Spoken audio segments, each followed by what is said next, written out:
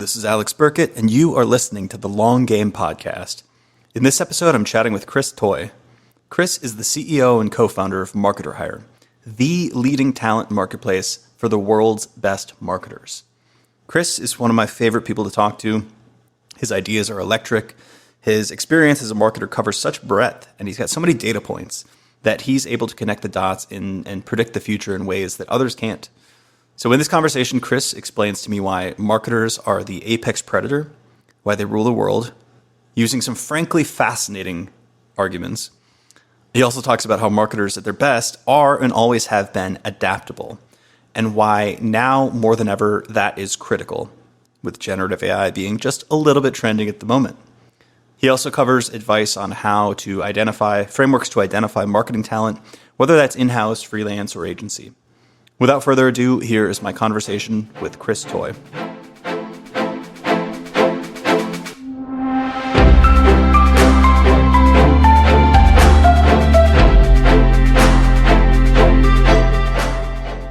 I think one thing for me is I mean, and you too. I mean, you're not as old as me, but I got 10 years on you. But like you've been there for a lot of the run, right? For me, what generally is, again, when I talk to people is unique, especially with like the younger like historiograph, is like I've been there for the whole run. Like I've been in marketing since the whole run of social, right? Like social internet. Like I started in 2003, right? Yeah. So that's right when Facebook is like beginning to open up.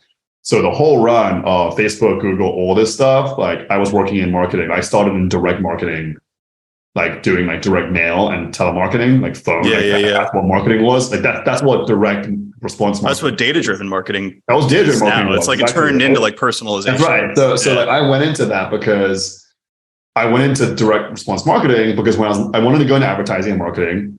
I didn't quite know enough apparently because I did not realize it was going to be like none of the fun stuff as far as like cool brands and like going to parties and things like that. Like there's none of that in direct response. But like I knew I wanted to do this like data driven stuff because I was like, oh, that seems much cooler. Like I like that side of it. So I'm going to go into direct response marketing, but not kind of thinking that. I mean, not that it necessarily would have mattered, but I was probably still imagining that I'd be working with like really cool brands as opposed to like entirely, enterprise B2B and some other stuff.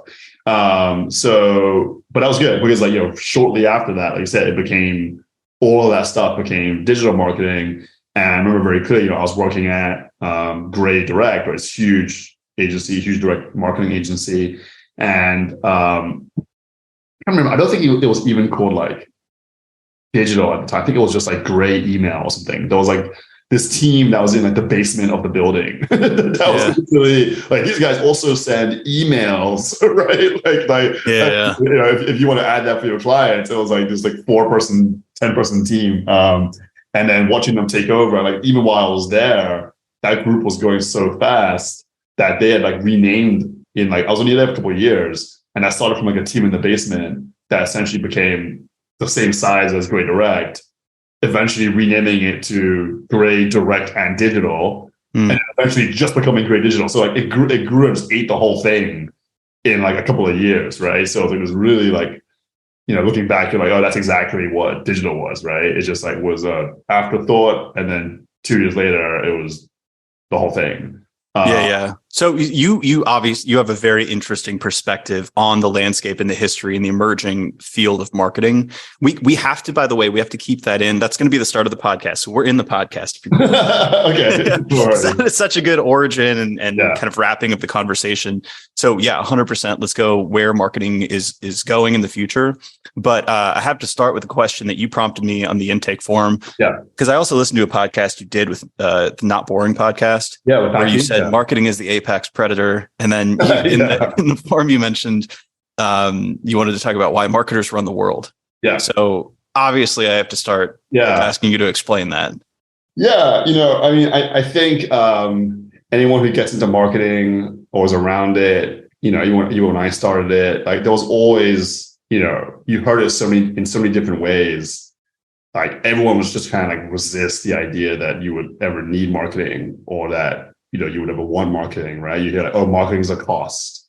You hear, CMOs are the highest turnover role. Like you hear all these things, right? More recent examples, like coming up with the term like growth, right? Or like growth marketer. And if you look at like a growth marketer's job, it's just a marketer's job, right? But like, oh, they look at data. Like, yeah, okay, we all look at data, right? So like, it's just like this constant desire to kind of like minimize marketing, right? And minimize marketers' impact. It's kind of like, oh, well, marketing. If you've ever worked at like a large company, it's usually even worse, right? Like a large like product-like company that has maybe, flagship products, like hardware or something, whatever it may be. There's usually like spend so much time building it, that's like sunk cost that the marketing team is always given like a lot of, like frankly, like it's usually a lot of, I'm just about to say disrespect, although I think they probably feel that way, where it's like, look, just sell it. Like we've already made it, just freaking sell it. So there's like so many ways in which that happens. But, for me, kind of being like on this whole digital marketing run for 20 years, watching it all evolve, always working, I was always working, whether it was my clients or my own stuff, my own companies, always like working like on the curve, right? Like working on like where it's going, new tactics, whether it was social, whether it is AI, whatever. And just like kind of like what you see time and time again is, everyone dismisses it and then it runs the show, right? And, even down to like, you think about things like fashion, right? I remember my, a friend of mine was in fashion school and he told me like they were, one of the classes, they brought in a buyer for like one of the major brands or major department stores. And they were like, look, like here's what's coming up, blah, blah, blah, blah, like 3-4, like kind of like years ahead, right? Like seasons ahead, right? I mean, this is before fast fashion, right? So you're like, hey, like here's like spring, summer in 18 months, right? And they go through that. And they were really brought in to explain the business. And they're like, look, here's the cascade of the business. Like we have to know what we're making really far ahead for supply chain reasons, but also because we have to go and then do ad buys and, work with media to make sure that the thing that we have to make now in order to sell it in 18 months, like how do we know that that's going to be on trend in 18 months, right? Well, we don't know. We have to make it on trend in 18 months, right?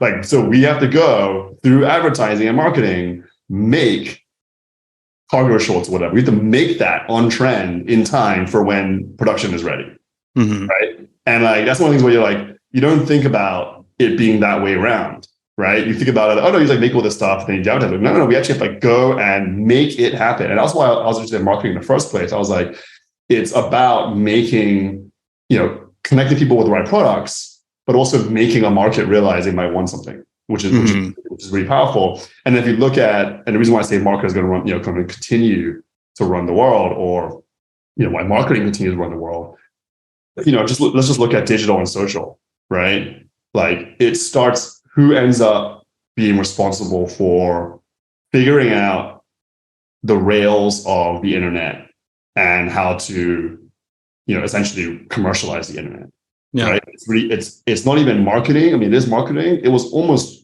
just advertising, right? Like, but by the time we're here, almost everything that's being done is in service of like tiny ads, just like little ads, right? Like just ads.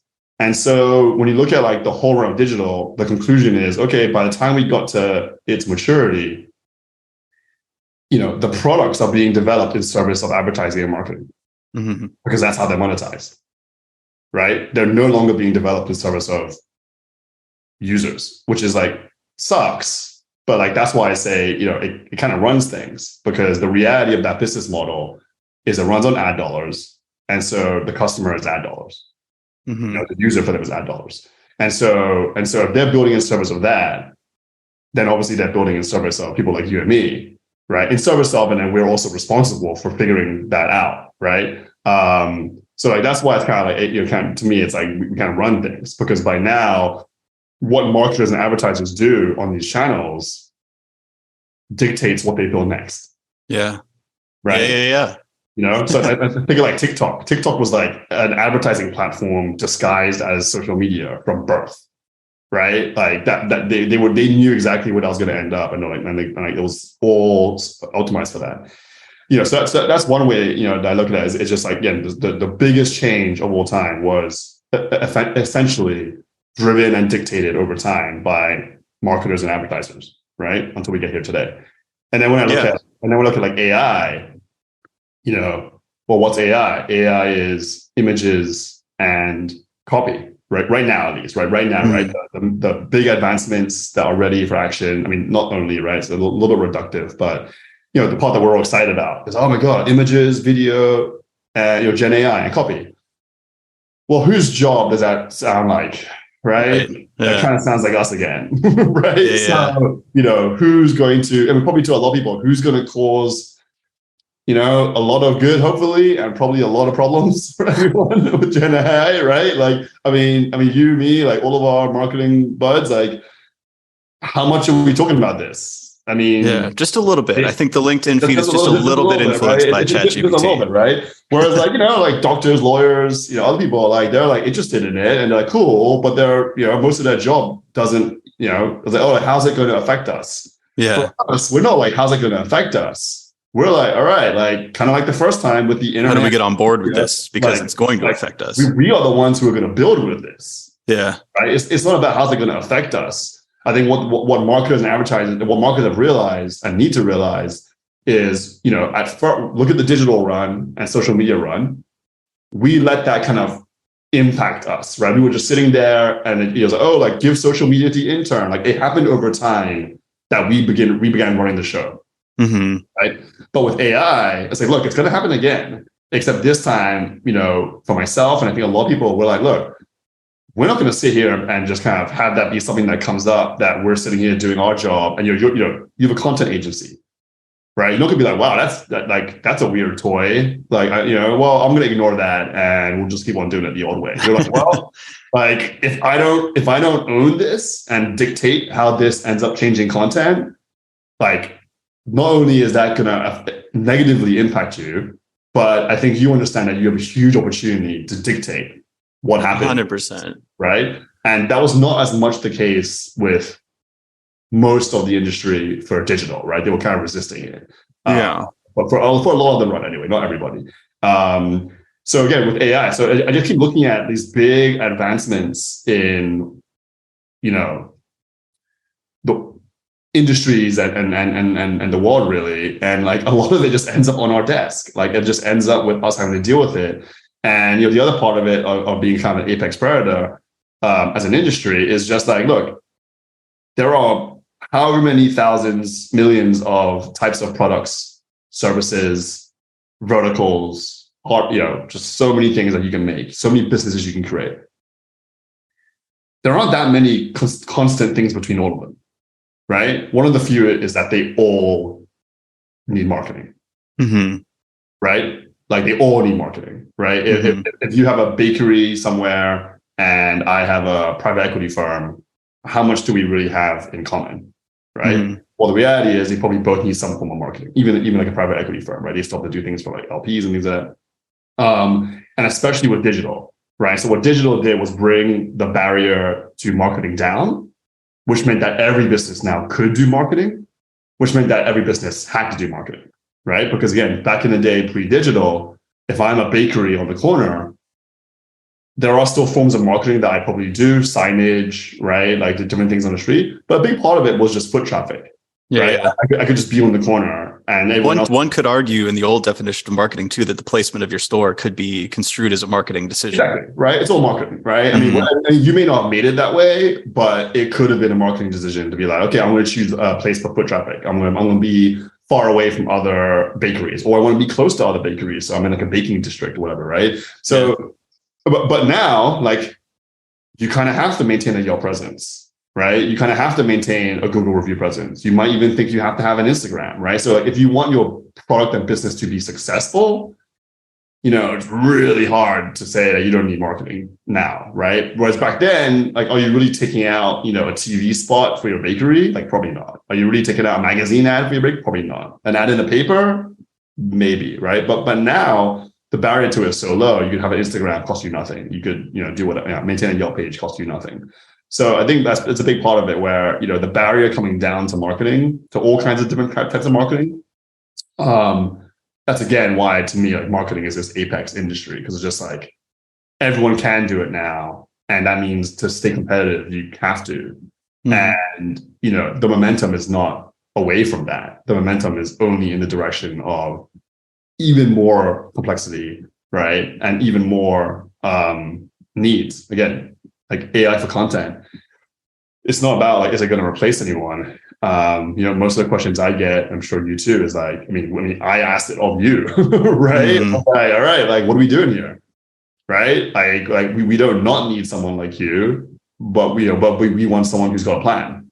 100%. How can we leverage these force multipliers to do what we were already planning on doing, but at an extreme scale or pace that wouldn't have been possible before? So if you think about our industry compared to other industries, like how many industries, as a result of the AI, the AI advancements, how many industries really like are seeing new jobs get added, right? Like it's now a thing that has to be discussed. Like probably developers, right? Because there's a lot of like code advancements, advancements in sort of AI affecting. They might be losing some jobs too. I mean, Copilot's pretty good. ChatGPT is teaching me how to write R scripts. I used to be able to. Well, I think it's like, the jobs don't really. I think losing jobs is a real thing, but it's like, it's more like it's being replaced by a new job. It just sort of changes, right? And with every technological advancement, that's the case. It's like if you were a copywriter and you're writing content, and it's a little bit extreme version, but I was like, look, okay, so. And you were like, oh, I just don't like using a word processor. Like I write it by hand, right? I'd be like, I don't know that I like that. You know what I mean? Like, I don't, you might be a great writer, but like you're writing by hand, like your writing better be like 100x better than everybody else if that's the case. Just like it's always just like I don't have to do this anymore, so now I can spend more time on that. And if you're like, well, I only want to do this, the part that's being replaced, then you probably are at risk, right? But like, AI, that happens all the time in a million different ways, not just these like very, something as dramatic as AI, skill development, skill advancement happens all the time. It's like if you write content and you have no interest in, SEO optimization, like you can do that, but it means that you're more limited, right? Now, if someone wants to hire you, they also need someone who has any familiarity with SEO, which is going to be fine for some people, but it's not going to be fine for others. So, I think it's fine. I always just personally wonder where the line is between being distracted by shiny objects and always trying to keep your toes just like on that cutting edge. And like how much of it is truly worthwhile to invest in versus how much of it is like, should I be just focusing on the foundations? And I feel like AI has crossed that line where it's like, I'm finding use cases. I don't know if it's going to revolutionize every piece of how I do things, but it's definitely, there's substance there. But then there's been other things where I'm like, do I have to learn how to do Clubhouse marketing? And now you're like, probably not, So it's like there's always kind of new. Yeah. So that's my personal brain. It's like, how much am I distracting myself versus how much should I just be focusing? Yeah, no, for sure. It's really hard. I mean, and for us with MarketerHire, we had the same thing. We had a ton of demand, for example, for Clubhouse marketers in that like 1 month when it was like blowing up. Like, we need someone who knows Clubhouse, and it's kind of a funny moment because we were like, well, what do we do about this? And so we're like, well, everything is kind of relative, right? So I know I got some sounds coming in. Everything's kind of relative, right? So we're like, well, you can only beat what's in front of you. There probably are going to be marketers who are looking at that and saying, I'm going to get good at this, right? Kind of like we were saying about early social stuff. Like someone's going to look at that and say, I'm going to make that my thing. And that was something for us. Like, well, we have all these tens of thousands of marketers on our platform. Our whole thing is, we've got the marketers.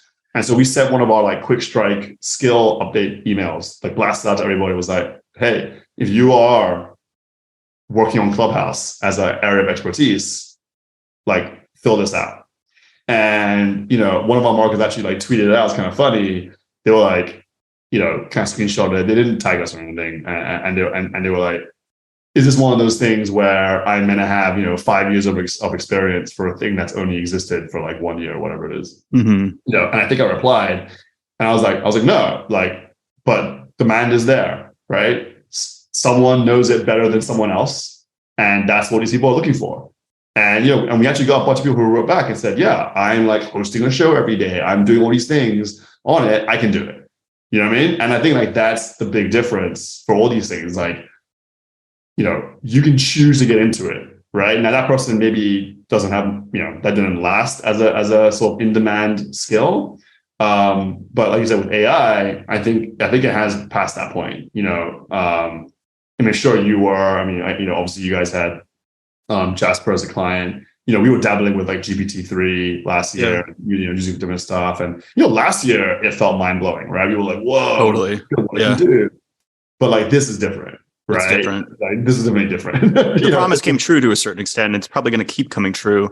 It's like, for me, like, seeing Dave with Jasper, like, and even their conviction on like driving growth, like when they saw what they had with generative AI, it's like, it's definitely a function of taking bets, and to win big, you have to take a big bet. And the risk is that the bet doesn't pay off and you just wasted a bunch of time and opportunity costs. Like I'm thinking of like a surfer, like waiting on the right wave. And it's like, you can kind of predict how big the wave's going to be, but it also might not last, it might crest over. And it's like, all you can hope is that you pick the right wave and double down in the right place at the right time. I don't think there's no science to that.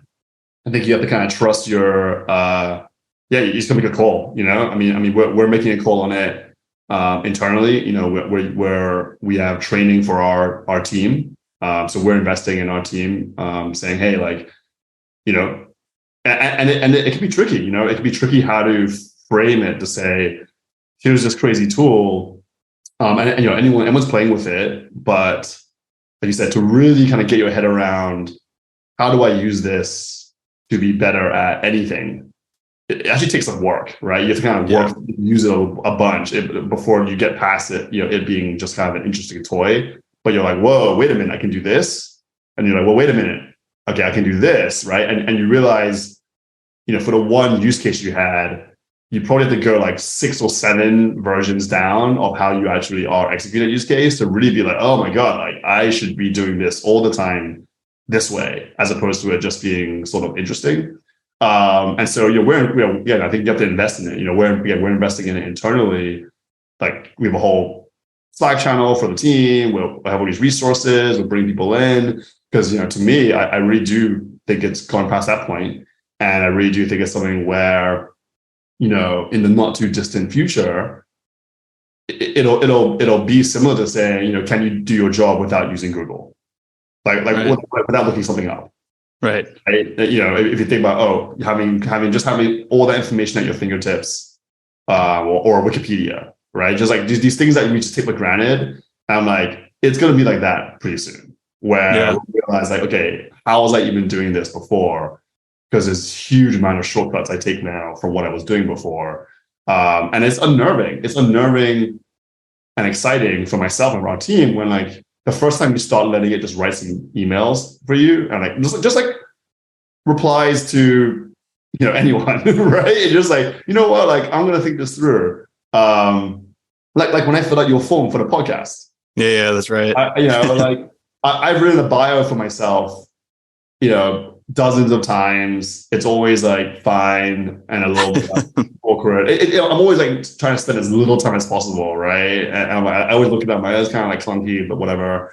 And so that one, I was like, all right, I'm just gonna like let it write it and just see what it does. And I was like, oh yeah, that's actually pretty good. And I don't have to think about it. And here you go. And I thought it was kind of funny. But I thought it was good. And I think if you use it and it's unnerving how often you probably could be using it, right? Mm-hmm. Like you realize that for probably 75% of what you write, just communication wise, if you knew what you were doing, you probably should just let it write it for you, right? Mm-hmm. I mean, there aren't that many messages that people are communicating to each other that aren't just like the same thing that we've done 1,000 times before. right? Like you and me talking about like you've done it so many times before. You're not like, oh my god, I need really like specific special message for Chris when I reply to him about like a quote or whatever, or like a project plan. Like you actually don't. You actually don't need that at all, right? You Yeah. just like find. So we should use AI to fill out our sales slide decks and all of that Yeah, stuff.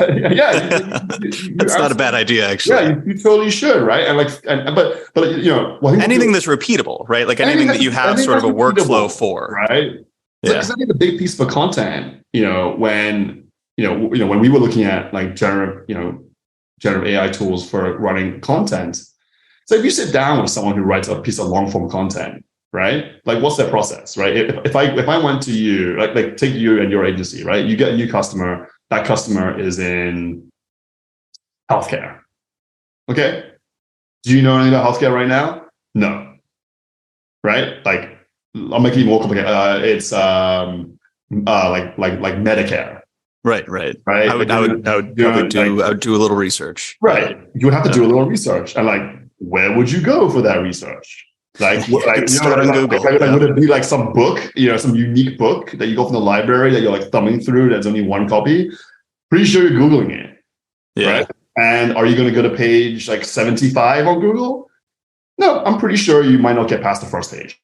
Yep. Like everyone else, right? And for most writers, for most topics, yes. For most topics, most writers, you're sitting there and you're reading up a bunch of stuff, and you are combining it into a new version of it, right? You're not bringing like intelligence and custom expertise and writing like a one-of-one piece for most content, right? Even most like works of like music and literature, right? People can say I was inspired by. Like, okay, well, there's a line between inspired by and derivative of. Right? And so when we look at this tool, it's like, look, it's just doing what we've always done. Just like, I won't even say better. It's just much faster and more comprehensively, right? And so if you take that as a starting point and then you put the humans on top of it, you just get a better outcome and you get a much faster outcome, right? Yeah. Where now I can be like, hey, you know what? I need like an article about these 10 things about Medicare. You can get a draft done in 6 seconds now, but we so the second order effect, we need to talk about the second order effect. And you mentioned the human on top of it, because I totally agree. And this is the point that I've tried to drive home to AI skeptics, is that like, they're like, yeah, it's just going to rehash a bunch of content that's already been written. And I'm like, how do you think most SEO writers are doing that right now? It's pretty much doing that. But like, here's the problem is that like, it still takes time and effort, and it still takes like a portfolio to get those jobs. So there's this barrier to entry, and it's not incredibly high. It's not like overwhelming, but there is a barrier to entry, and now it's low. So now everybody can essentially do that same rehashing. So there's this flood of competitive content that's all undifferentiated. So then there's no alpha in doing so. There's no competitive advantage. So then it's like, how do you actually stand out? How does that content resonate? How does that content actually get the results that you want? And I think that's the real nut to crack.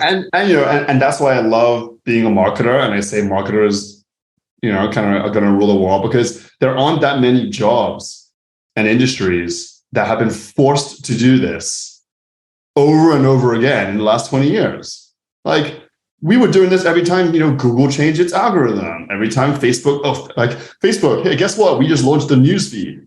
We're like, what? We had a huge investment in how this thing was working before. And then there was the whole run of like Facebook pages. Like, okay, that's the big thing. Like, people were throwing money at building their following on Facebook pages. And then one day they just turned it off. They were like, your posts are no longer going to be seen by your page fans unless you buy an ad. Like, turn it off. And people are investing millions of dollars in building their Facebook pages for companies. So just like, that's like for me, for marketers, I'm like, whenever anyone who's like not a marketer asks me about this for marketing, I'm like, look, I don't think you understand. This is like the 100th time that we've had, something come along that requires us to completely rethink our entire job. Right. Yeah. I think most jobs haven't had that happen. Right. Yeah. You're kind of doing the same thing with little bits of tool. Oh, there's a new tool. Like, there's a new way to do heart surgery. Like, that's pretty rare. Right. Oh, there's a new law. I mean, law is another one, but like the job doesn't kind of change. But only for us is like, hey, everything you thought about it, guess what?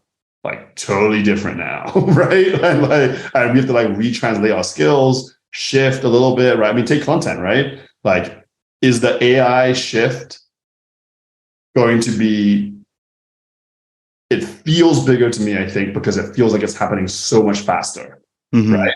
But if you took the totality of change that came from content writing and SEO over like the 20-year run of the internet, that was a lot of change too, right? I mean, again, I was there, you were there for it, where people were like, where journalists were up in arms about, internet content and BuzzFeed, right? There was a whole time of like spammy, spammy 100% clickbait. Right? I remember when clickbait was like, people were raging about clickbait, and then all of a sudden CNN started doing it, and it's like, oh, now everybody does it. Yeah, exactly. So like we already went through content seems to be worse and more spammy because of X, right? We already went through that in the heyday of like clicks, BuzzFeed, Upworthy, like all that stuff, early Huffington Post, right? That was a similar motion, just a different reason, right? So like now we're going to go through it again, different reason, right? So like when we were looking at that, we're like, well, everyone's writing all this spammy clickbait stuff, listicles, blah blah blah blah blah. The whole industry had to confront that and be like, okay, well, are we doing it too? Are we going to try and be different to it, right? All of these long form things spun out, like Medium and stuff like that, right? Oh, we're going to be different to that, like blah, blah, blah. So we already went through it. I think the big difference is just how fast it's going to happen, right? And everything happens always faster, like faster and faster. That's the big one here, where it's like that battle was happening when people were like inventing new sites, SEO, which takes longer, newsfeed stuff, blah, blah, blah. Now it's like we were just given this tool. Everyone's just been given this tool, like instantly. And we're just like, holy, F. Like, now what? you know what I mean? Like, it was like we were given computers and the internet at the same time. Right? Totally. Right. And we're just like, whoa, wait a minute. Like, I'm still kind of doing my job over here, pen and paper, no internet. I know you just gave me a laptop powered by the internet, but like, I need to get my head around what I'm supposed to do now. Like, that's kind of how I feel for a lot of our stuff. I think that's why it feels overwhelming. It's like, I've talked to my co-founders a couple times about this. And I'm like, I almost wish we could just pause for a week. And like, if AI could just pause, if the progress could pause and just let me digest just for a second. For you guys too, right? Because like, you're probably getting everyone asking you about it, right? Like me, I expect you to have an answer. I'm like, all right, like, so you guys have figured out programmatic SEO, right? Like, you guys figured out how to do all this, right? Everybody wants that now. It's so funny. Right? And you guys are like, okay, like, time out. And well, there's an easing into it of sorts, because you don't want to like over commit when it's not ready yet, and kind of burn what progress there could be given the tools like current capabilities. So we're cautious, but we're adaptable. But you actually hit on a really interesting point that I don't think people have talked about around marketers and the apex predator.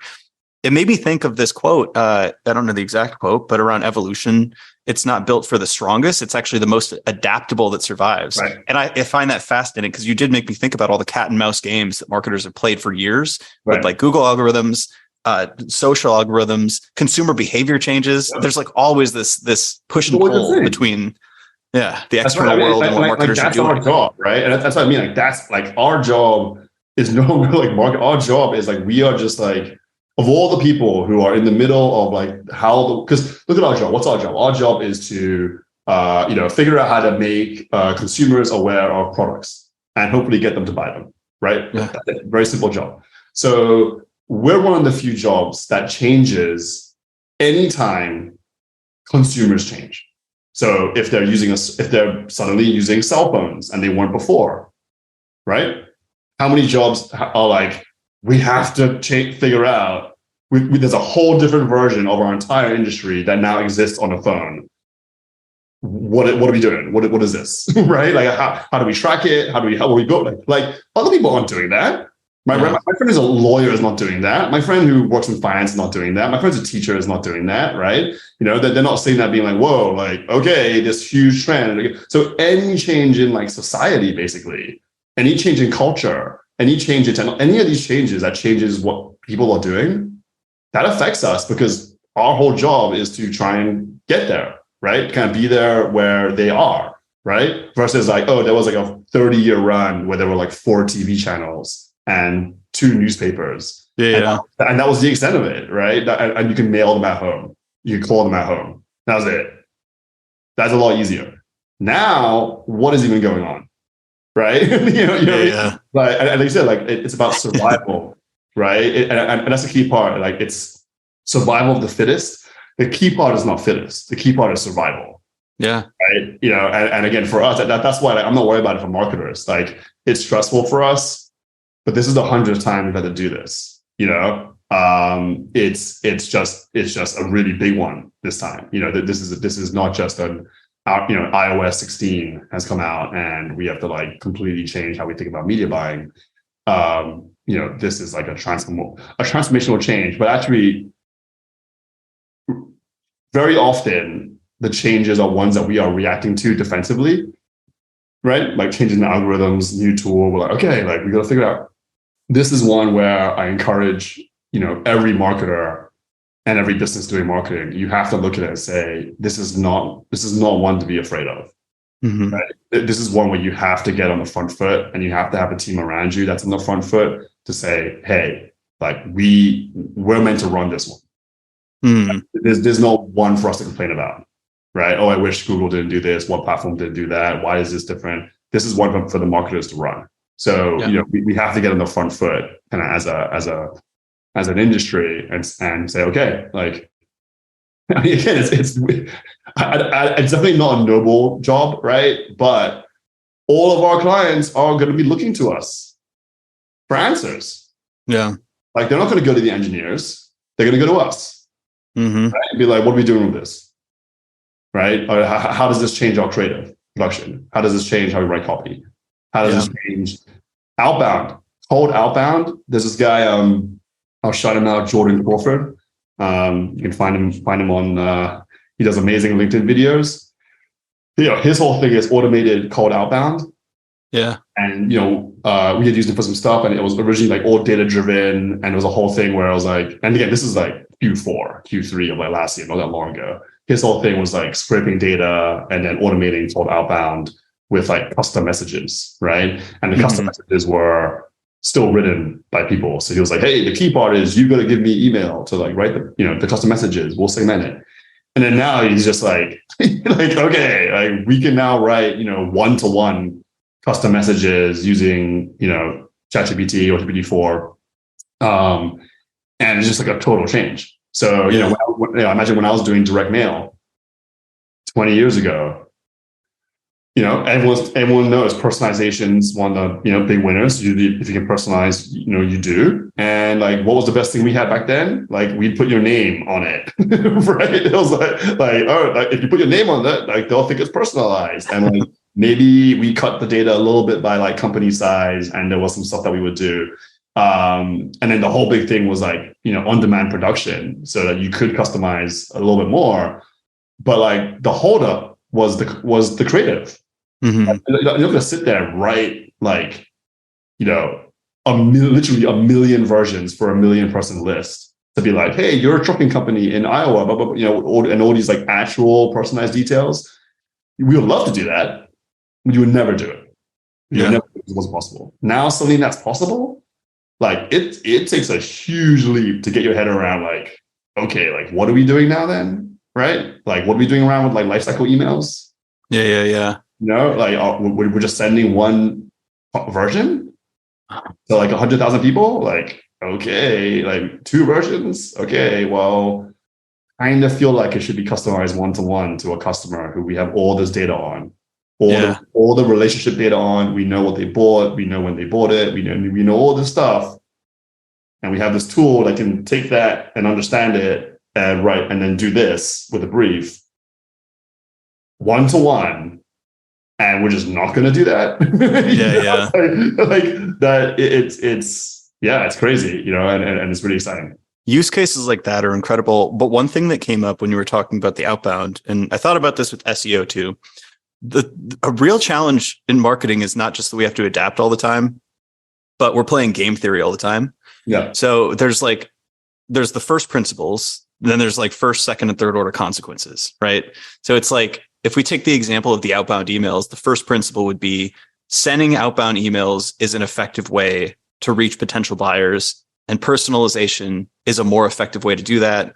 and personalization is time consuming. Right. So then like AI solves that, and there's an advantage to being a first mover and like going at it quickly before others have figured that out. But then eventually everybody figures it out. So then second order effect is like maybe there's an abundance of these messages. Right. And then maybe third order effect is people start ignoring outbound email entirely, and the channel as a net result gets less effective.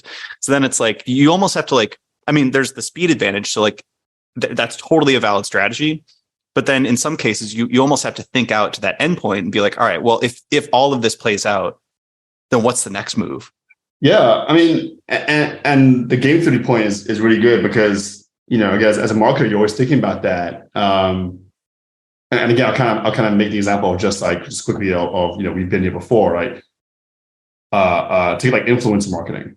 You know, the first movers on influencer marketing for like D2C brands, maybe like a Daniel Wellington in whatever it was, 2010, 2012.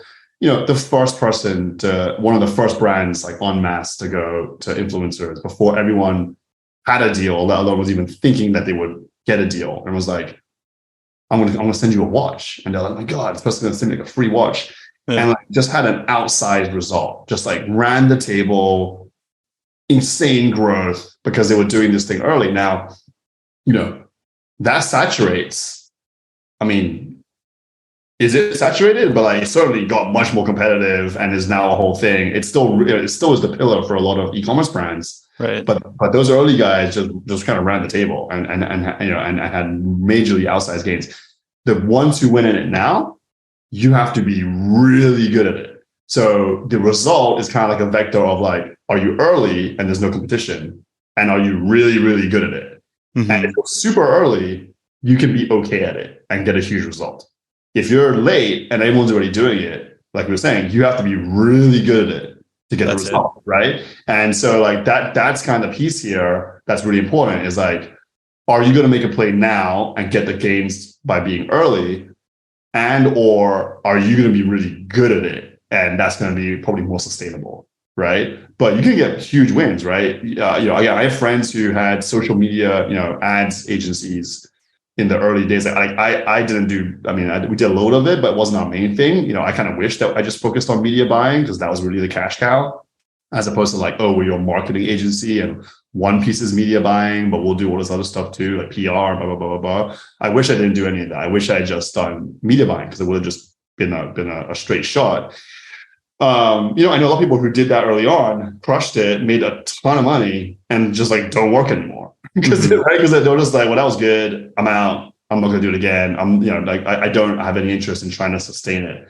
And I've got other friends who still have an agency, you know, 12 years later, 15 years later, that were early are still doing it and have, you know, doing great as well. But they have to keep on staying on top of it. So I think for the AI stuff, yeah, it's like you can definitely, like you're saying, you can do the first order.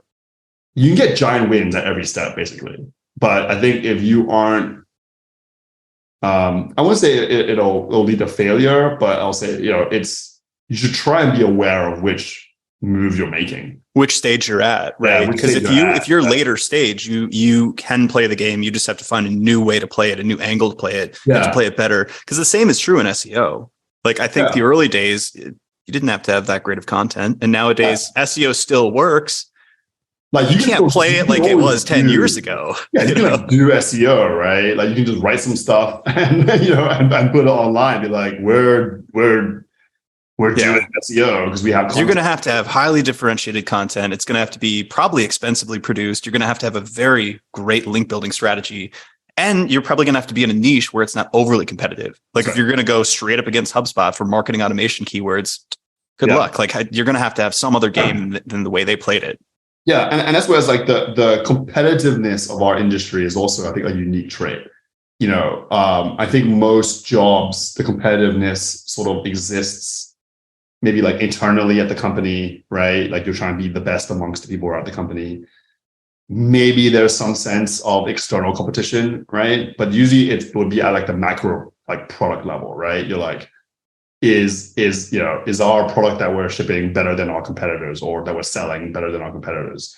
But like our job in, again, like more than 100 different ways is just this like very live, real-time knife fight, right? Mm-hmm. Like we're knife fighting the work, we're knife fighting the platforms, we're knife fighting each other, right? Like think of, if like I kept using like my, lawyers as an example. I'm sure, there's a spectrum always. But like a lawyer, like, if you're competing with the other lawyers on your case, right? Mm-hmm. Broadly speaking, I'm sure there's other ways you compete too. But like for us, like if you're trying to rank on a keyword, like who are you competing with? You compete with a lot of people, right? Like, You're competing with people in the past as well as in the future too. So it's not just like at this moment, the 10 people on the search. Like you're not competing to just be like the better SEO content person on your team. You're like, no, I'm actually like every day I wake up, I have to battle like the world right? for these very select spots that are available. We're out there bang. Like I wish you could if there was like a visualization of this like Hunger Games global battle over like ad inventory, SEO inventory, social media feed priority, engagement, right? I mean, how many conversations are we in right now that is around LinkedIn organic? No, yeah. And I think that's another one where eventually we're going to see the saturation point hit. And it's like, what do we do then? Yeah. And it's getting faster and faster. I think that's the key thing too. That's, going to get really exhausting, is it's speeding up, because by the time we get to LinkedIn, right? I mean, that was not a thing that most marketers were thinking about gaming until, I don't know, I should say gaming, but like a couple of years ago. Yeah. Before, right. But we've seen it before, right? When Twitter open sources, when Elon puts out the algorithm, it was interesting to read, but like, it's not like we didn't know that for the most part, right? And maybe you can do some math on the exact weightings of like different variables, but there aren't that many variables, right? So, if you put any social media platform out there, what do we know? We know it's going to be about engagement, because like what else are they going to look at, right? Likes and comments. Mm-hmm. You just got to figure out in what order, maybe, and what weighting. And it doesn't take long for our marketers to figure that out, and not even marketers. It doesn't take long for the average person to figure that out. You look at all the top YouTubers, all they talk about is how they had to figure out how to work the algo. Yeah. Mr. Beast, I think, I don't know if it was My First Million. It was a podcast I listened to where he entirely broke down. No, I think it was Joe Rogan. I saw a clip of him breaking down how much research he poured into reverse engineering how to do well on YouTube. And he treated it like a scientist or engineer. Right. And that's our job now. And that didn't used to be as much of our job, 20 plus years ago, right? You could argue that, usually when you think about marketing 20 plus years ago, you're thinking about, much more limited inventory, and it's really about, about creative. And now everyone will still say, creative is king, but like, where does the investment go? I mean, how many people are really investing in great creative, or even like custom creative, let alone great creative, right? Everyone's kind of just like fighting within these, what can we get out the door? Because it's just very different. So I think it's this one's definitely different. The AI one is different. It's not an algorithm change. Again, I'm really excited to see just kind of which marketers, what agencies pop up, like what things pop up, right? There's a whole category within marketing now, advertising now, that's going to pop up of AI-driven solutions, right? I mean, whether it's content marketing, whether it's media buying, whether it's auto, whatever, whether it's, data mining, there's just almost everything we have it's words and pictures, right? A big use case also with a friend about for CRM. It's just like, would be so amazing to be able to say, hey, we've got, a database of hundreds of thousands of customers, old conversations, sales team that has, some people are here and not here anymore, blah, blah, blah. But to have that kind of, that AI engine that can say, I'm going to go read every single, every single email you've ever sent to every single conversation your company has ever had to have with a customer. I'm going to go read every single one, and I'm going to report back in a structured, reasoned, intelligent way. Like, every single company would love that. Every single company would love that. How many are building that right now? Because you totally could. Yeah. right? Like how many would do that with their existing team? Not many. Because you're like, hey, guess what? I want someone to go read every single conversation we've ever had with every customer, millions of conversations. We're not going to invest in that. Mm-hmm. Wish you had that intelligence? Absolutely. It's now doable, pretty straightforward, right? Right. Like, and then how many are doing it?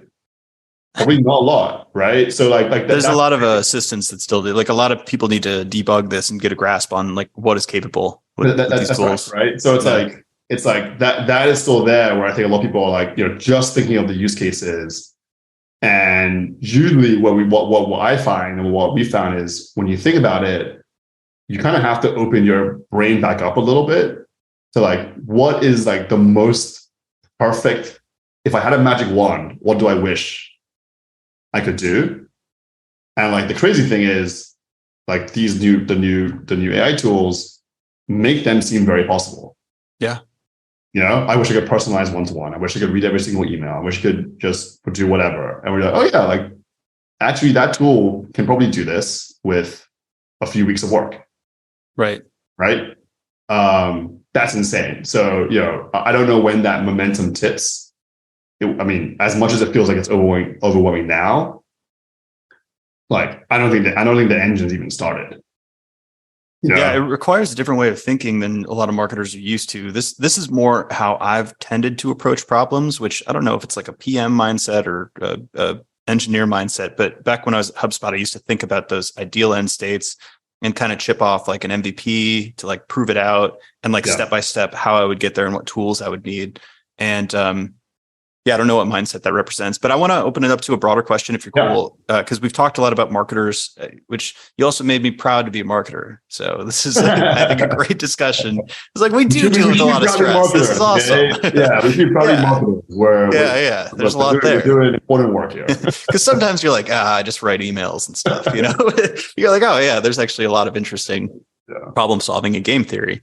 And also because you have this unique vantage point of running MarketerHire, which is a vetted marketplace. Yeah. So it's like you guys are actually scrutinizing the people on the platform and making sure that they're up to speed and like good talent.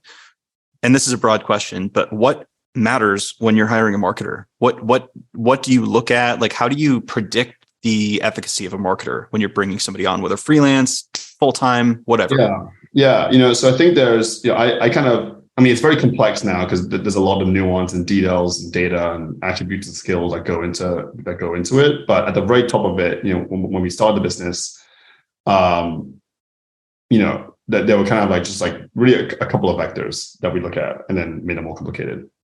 It was, do you have the requisite skills, right? That's one. And obviously that can mean a lot of things, right? But do you have the skills? Do you have the relevant experience? Right. So like, have you done this particular job? Right. There's a job that has an opening. Have you done that job before? Right. And have you done that job before for a company like the company that's hiring for that job? Right. So do you have the skills, do you have the relevant experience, and then are you a good fit for the company itself? Right. Because like we're saying, well, what is the goal? The goal is not just to make the hire. The goal is to make a successful hire that lasts a long time, right? The company, it's a good fit. And what would good fit mean? Just like culture, workflow fit. Cultural, you fit in. Like you go the same speed as the company's used to. You're not. Yeah. And that part's really hard to tell before someone joins. We've all been that person or have hired where we're like 2 weeks in, you're like, well, I don't know if that was right. And that's the hard stuff to predict. You can interview a million times, right? But you don't know until you start working with someone, right? The interview is like the first few dates. Everyone's best behavior, best clothes, trying to get what's going to make you happy. It's easier to predict somebody at that stage who's not right. It's hard to predict who's going to be married at that point. You're right. Unless you have like a really crazy like interview process. So, the first two we do through just a lot of data work. So what's interesting about MarketerHire is, let's say the first two, which is like skills and experience. So what's good for MarketerHire is that when people, from the moment they sign up due to what we take in, and then over time, especially, we have orders of magnitude skill data and experience data about our talent that no other platform has anywhere else. And even the marketers wouldn't even have it documented anywhere else, unless they're like some like, OCD person that's like jotting down everything they've ever done in their career. Yeah. Right? Like a Rome research file. Right. Exactly. Like if you look at someone's LinkedIn, they don't put like all their consulting clients, right? They got like 50 clients they consulted for. They don't put that on LinkedIn. They don't put that on their resume. But that's important, right? Like you may have done, if I've got a pet company that's hiring, and I look at your background and you have no pet companies on LinkedIn, right? You're getting missed, right? But you might have done that consulting. You just didn't put it there. So that's an opportunity to match that goes that you can't do. The world can't do it. And so we're the only ones who can do it, because we're the only ones that have now, especially again after 4 years, we've got every engagement our marketers have ever done. We ask them to continually update, even with stuff that they get off platform. So we have this data set that no one else has, through many orders of magnitude, which allows us to ultimately power the product, which is like, oh, I'm going to come to you and you're going to give me someone who's, we say, suitable, available, interested. We're going to give you someone who's suitable, available, interested in 48 hours. That's because we just have the most comprehensive data set on this huge group of marketers that no one else has, right? And then the way we structure that data, and we use our algo and a bunch of other stuff, and now these AI tools as well, is really interesting. So now we're able to semantically understand a lot of that data set. I mean, we were working on this last year through our own kind of machine learning work, but all the advancements in GPT and ChatGPT, we're kind of like folding that stuff in, and it's really helping a lot with just the language of understanding what's going on. So one example we were looking at today, it's a very simple example.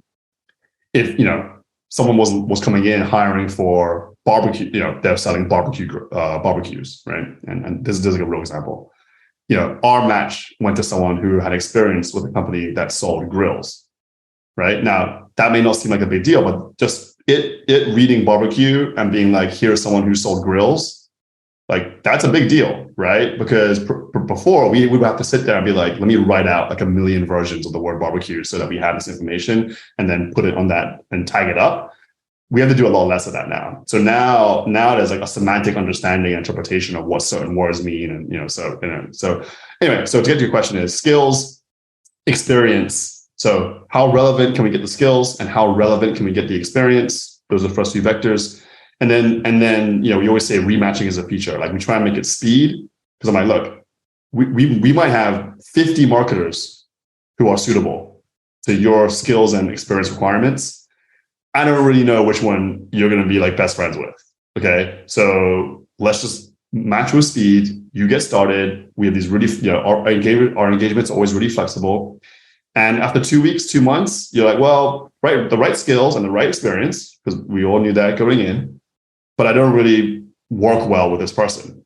Mm-hmm. All right. Well, let me rematch. We'll take them off right away and we'll give you number 2 or 50.